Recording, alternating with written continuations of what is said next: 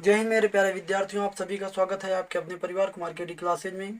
आज की क्लास में जो हम बात करने वाले हैं वो है हमारा किसी रैखिक समीकरण युग्म को हल करने के लिए जो बीजगणितीय विधियां होंगी उनके बारे में। अभी तक जो हमने पढ़ा था वो हमारी क्या थी, ग्राफीय विधि थी। ग्राफीय विधि में हमने देखा था जहाँ पर हमारी रेखाएं क्या हो रही थी, प्रतिच्छेद हो रही थी, वही हमारा इसका रैखिक समीकरण युग्म का क्या होता था, हल होता था। अब हमें क्या देखना होगा, बीजगणितीय हल। तो बीजगणितीय हल हम तीन तरीके से कर सकते हैं। सबसे पहला आपका तरीका होता है प्रतिस्थापन विधि द्वारा, प्रतिस्थापन विधि। और दूसरी जो विधि होती है वो होती है विलोपन विधि, विलोपन विधि। और जो तीसरी विधि होती है वो होती है वज्र गुणन विधि। ये तीन विधियां हैं जो आपको पढ़नी है, ठीक है ना। सबसे पहली होती है प्रतिस्थापन विधि, दूसरी होती है विलोपन विधि और तीसरी होती है वज्र गुणन विधि। आज की क्लास में जो हम बात करने वाले हैं वो हम प्रतिस्थापन विधि के बारे में बात करने वाले हैं, क्योंकि जो आपकी एक्सरसाइज 3.3 है वो हमारी प्रतिस्थापन विधि से ही रिलेटेड है। प्रतिस्थापन विधि को जो करने का तरीका होता है उसको हम एक एग्जाम्पल को लेकर के समझेंगे। जैसे हमारा एग्जाम्पल है 7x-15y, 7x-15y बराबर है 2। और दूसरा हमारा समीकरण है x+2y बराबर 3। ये हमारा क्या है, एक समीकरण युग्म है। इसको हम हल करेंगे प्रतिस्थापन विधि द्वारा। किस विधि द्वारा? प्रतिस्थापन विधि द्वारा। देखो प्रतिस्थापन विधि का मतलब क्या होता है। प्रतिस्थापन विधि का मतलब ये होता है एक चर को दूसरे चर के रूप में प्रतिस्थापित करना, एक चर को दूसरे चर के रूप में प्रतिस्थापित करके हल करना, ठीक है ना। तो देखो हम एक चर को दूसरे चर के रूप में प्रतिस्थापित कैसे करेंगे। इसको अगर हम समीकरण 1 कहें, इसको समीकरण 2 कहें। अगर हम आपसे प्रश्न इस तरीके का करते, कैसे? अगर हम कहते कि समीकरण 1 में x का मान y के पदों में निकालो। अगर हम एक सीधा आपसे प्रश्न करते कि समीकरण 1 में x का मान y के पदों में निकालो, तो आप कैसे निकालते? तो आप इसको करते 7x बराबर 15y को इधर कर देते तो आ जाता 2 + 15y। और फिर x का मान हमें y के पदों में निकालना था तो x बराबर कर देते कितना, 2 + ये 15y बटे कितना, ये 7। तो ये हमारा x का मान y के पदों में आ गया, x का मान y के पदों में, ठीक है ना। बात क्लियर है ना। अगर बाई चांस हम ये कह देते, अगर बाई चांस आपको हम ये कह देते कि y का मान x के पदों में निकालो, अगर हम ये कह देते समीकरण 1 में y का मान x के पदों में निकालो, तो आप क्या कर सकते थे? तो यहाँ पे कर सकते थे 7x - 2, इसको इधर ले आते -2 बराबर ये कितना 15y। और ये 15 हमारा नीचे चला जाता था, ये 7x - 2 अपान कितना 15 बराबर ये कितना y। तो देखो y का मान x के रूप में प्रतिस्थापित हो जाता, y का मान x के रूप में पता चल जाता। तो यहाँ पे लिख देते y का मान है वो किसके रूप में, x के पदों में, x के पदों में। बात क्लियर है ना। अगर हम यही काम अगर हम तुम्हें समीकरण 2 में कहते, यही काम अगर हम समीकरण 2 में कहते, ठीक है ना, कि x का मान y के पदों में ज्ञात करो, तो क्या करते, x बराबर 3 - 2y कर देते, 3 - 2y कर देते। अगर यही काम हम ये कहते तो ये क्या आ जाता, x का मान आता वो भी किसके पदों में, y के पदों में, y के पदों में, ठीक है ना। इसी तरीके से अगर हम ये कह देते कि y का मान ज्ञात करो x के पदों में, तो कितना आता 2y, 2y बराबर कितना आता 3 - x, और ये y बराबर आ जाता 3 - x बटे 2। तो ये किसका मान आता, y का मान आता किसके पदों में, x के पदों में। ये तो एक हमारी छोटी सी एक बेसिक जानकारी है कि अगर आपको एक चर का मान दूसरे चर के मान के रूप में निकालना हो तो कैसे निकालोगे, इस तरीके से निकालोगे, ठीक है ना। एक चर का मान दूसरे चर के रूप में निकालना हो तो इस तरीके से निकालोगे। हमने आपको इसके 4 तरीके बता दिए, 2 सवालों से हम वो एक रैखिक समीकरण युग्म से हमने 4 तरीके बता दिए। अब आपको देखो इसमें करना क्या होता है, ठीक है ना। इस सवाल में करना क्या होता है, आपको ये चारों नहीं करने, कोई एक करना है, कोई एक करना है। तो जैसे हमने इसको नहीं किया, इसको नहीं किया, इसको किया, ठीक है ना। तो देखो हमने x का मान y के पदों में निकाला है, किससे, समीकरण 1 से, ठीक है ना। x का मान y के रूप में निकाला है समीकरण 1 से। आप इन चारों में से कोई भी एक ले सकते थे, हमने 4 निकाले थे, आप कोई भी एक ले सकते थे, लेकिन आपको एक बात का विशेष ध्यान देना है। हमने समीकरण 2 लिया था, समीकरण 2 लिया था और समीकरण 2 से हमने x का मान निकाला था y के पदों में, y का मान निकाला था x के पदों में। तो इसमें अब ये x का मान या y का मान समीकरण 2 में नहीं रखोगे, समीकरण 1 में रखोगे। यहां पे हम देखो क्या करेंगे, हमने समीकरण 1 से x का मान y के पदों में निकाला है, तो अब x का मान y के पदों में समीकरण 1 में नहीं रखेंगे, किस में रखेंगे, समीकरण 2 में रखेंगे। मतलब जिससे मान निकाला है, जिससे एक चर का मान दूसरे चर के रूप में निकाला है, उस समीकरण में उसका मान नहीं रखोगे, ठीक है ना। मतलब जैसे इसमें समीकरण 1 में अब इसका मान ना रख के किस में रखोगे, समीकरण 2 में रखोगे। तो यहाँ पे लिखोगे समीकरण 2 से। पूरी बात को अगर ध्यान से समझोगे तो जीवन में ये चीज आपको नहीं भूलेगी और कभी भी कंफ्यूज नहीं होगे। तो समीकरण 2 में रखेंगे अगर इस मान को, तो ये हमारा समीकरण 2 है, तो यहाँ पे कितना आएगा, x प्लस 2।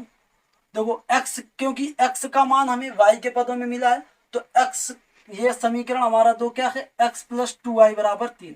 अब देखो x का मान ये मिला, तो x के स्थान पर यही मान रख दो, तो आ जाएगा ये 2 प्लस ये कितना 15y बट्टे हमारा ये 7 प्लस ये कितना 2y बराबर 3। अब देखो आगे हम इसको हल कर सकते हैं। यदि हम इस पे लासा ले लें तो बट्टे में हमारा 7 आएगा, ये आ जाएगा 2 प्लस 15y प्लस ये आ जाएगा कितना 7 दूनी 14y बराबर ही हमारा कितना 3/1। ये आ जाएगा हमारा, अभी इसको थोड़ा सा और हल कर दो तो आ जाएगा ये 2 प्लस 29y बट्टे कितना ये 7 बराबर ये 3। अब इसका हम क्रॉस मल्टीपल करा दें तो ये कितना आएगा, ये 2 प्लस ये कितना 29y और ये आ जाएगा 7 त्रिका 21। तो अगर हम इसमें क्या कर लें,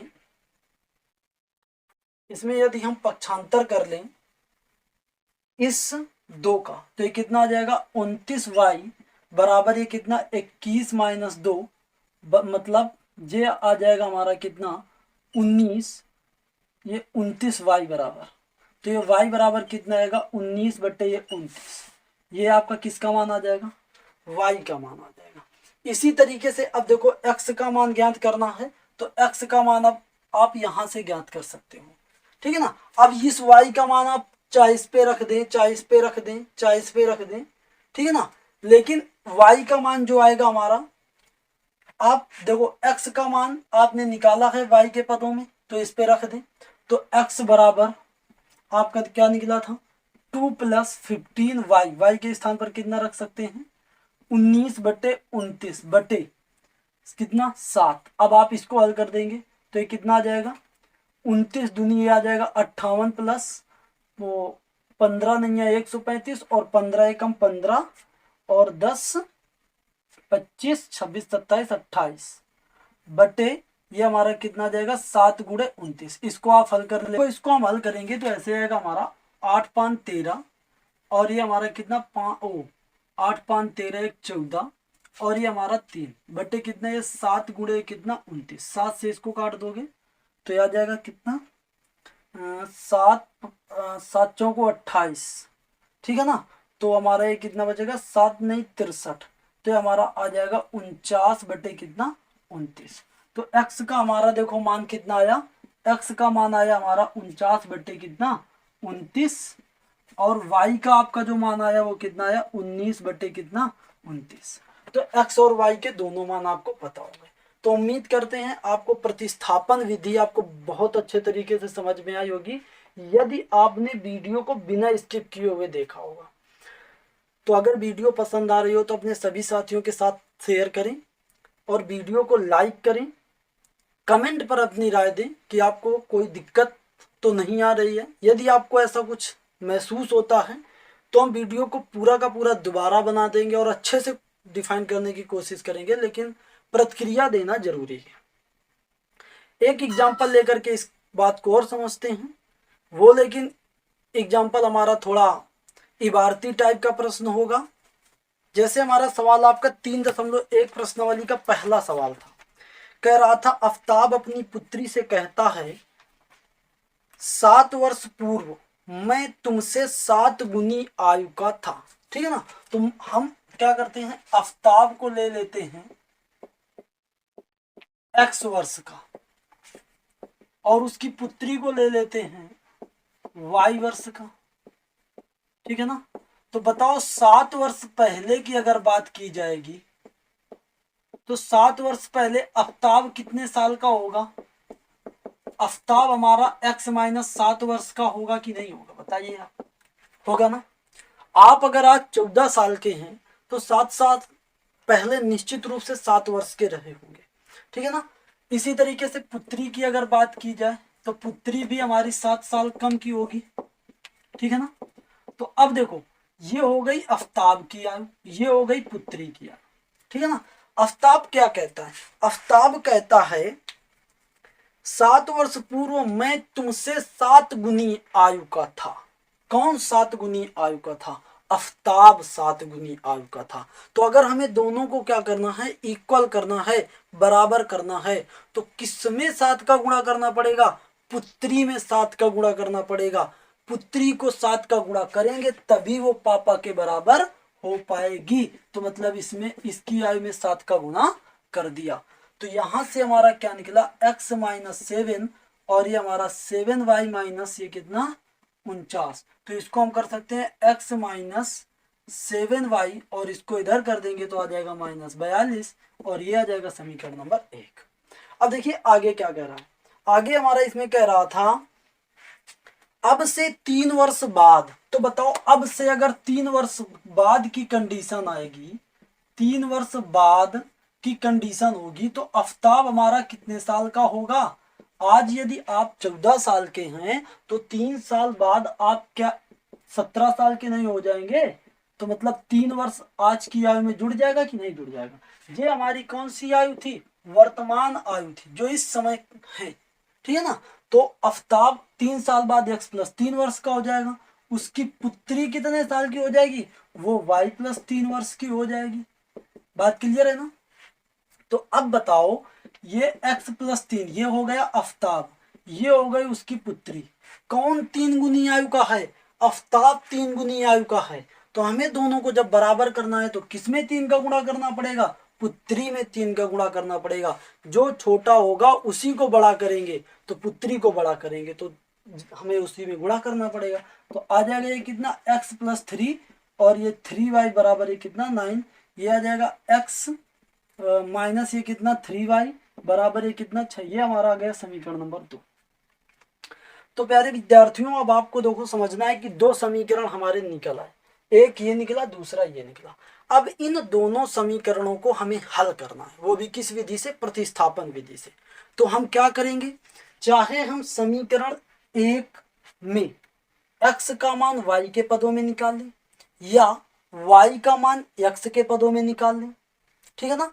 और उसी के मान को समीकरण 2 में रख दें, या समीकरण 2 से हम x का मान y के पदों में निकाल लें या y का मान x के पदों में निकाल लें और ये निकाले गए मान इस पे रख दें। लेकिन एक को ही निकालना पड़ेगा। जैसे हम x का मान इससे y के पदों में निकाल रहे हैं समीकरण 2 से, समीकरण 2 से। ठीक है ना। जैसे हमने x का मान निकाल लिया y के पदों में, इससे अगर निकालें x का मान y के पदों में तो ये कितना आ जाएगा x प्लस x बराबर आएगा 6 प्लस ये कितना 3y। ठीक है ना। अब जब आपने x का मान y के पदों में निकाल लिया तो आपको जरूरत नहीं है कि y का मान भी x के पदों में निकालो, फिर ना निकालो, केवल एक चर को दूसरे चर के रूप में निकालो। ठीक है ना। तो अब यही मान हम समीकरण 1 में रख दें। ठीक है ना। तो अब समीकरण 1 से, तो समीकरण 1 हमारा कितना है, x माइनस 7y माइनस ये कितना है, माइनस ये हमारा 42 है। अब यही मान हम यहाँ पे x के स्थान पर रख दें तो ये कितना आएगा 6 प्लस ये कितना 3y माइनस ये कितना 7y बराबर है कितना -42। तो देखो हमारा ये कितना आएगा, तो ये हमारा आ जाएगा 6 और ये हमारा आ जाएगा -4y और ये हमारा कितना -42। इसको इधर कर देंगे तो आ जाएगा ये -4y और ये कितना आ जाएगा 42 और 6 -48, इधर चला जाएगा, ये भी माइनस का होगा तो 42 माइनस का और माइनस का 6 भी दोनों ऐड हो जाएंगे। तो यहाँ से देखो कितना आ जाएगा, y बराबर आ जाएगा -48 बटे -4, तो ये माइनस से माइनस कट जाएगा और ये कितना आ जाएगा 4 एकम 4 और ये 4 दूनी 8, तो ये y का मान कितना आ जाएगा 12 वर्ष, y का मान कितना आ जाएगा 12 वर्ष, ठीक है ना।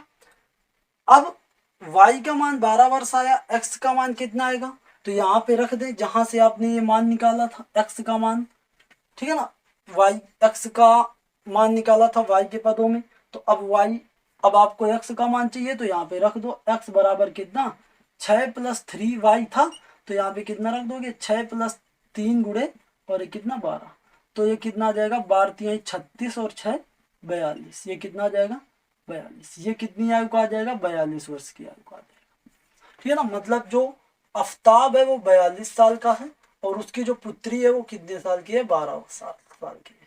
इस तरीके से आप दोनों की आयु की गणना कर सकते हैं।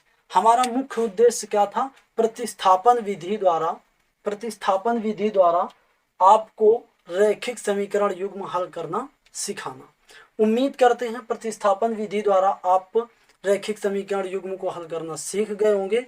यदि आप पूरी वीडियो को बड़े गौर से देखेंगे, ठीक है ना, शेष जो एग्जाम्पल हैं वो आप स्वयं से करेंगे। देखो हमारे एग्जाम्पल्स और प्रश्नावली बताने का केवल और केवल एक रीजन है, क्योंकि आपकी जो एनसीईआरटी की बुक है इसमें अभ्यास में सवालों की संख्या बहुत कम है, जिससे आप अपनी प्रैक्टिस बहुत अच्छी नहीं कर सकते। इसीलिए हम एग्जाम्पल्स भी करवाते हैं और आपकी प्रश्नावली भी करवाते हैं, और बाद में कुछ हमें जो महत्वपूर्ण सवाल ऐसे लगते हैं जो आप लोगों को बताने चाहिए वो भी हम बताते हैं। तो हमारी ये सोच है कि हम आप लोगों को ज़्यादा से ज़्यादा सवाल करवा पाएँ। तो आप लोगों को ज़्यादा कुछ नहीं करना, ज़्यादा से ज़्यादा अपने साथियों को जोड़ना है। जैसी आप लोगों को हेल्प मिल रही है इस कोरोना काल में पढ़ने के लिए, उनको भी हेल्प मिल पाए उसमें उनकी मदद करनी है। तो आज के लिए इतना ही, कल फिर मिलेंगे इसी उत्साह और उमंग के साथ एक नई वीडियो लेकर के। तब तक के लिए बाय बाय, टेक केयर, जय हिंद, जय भारत।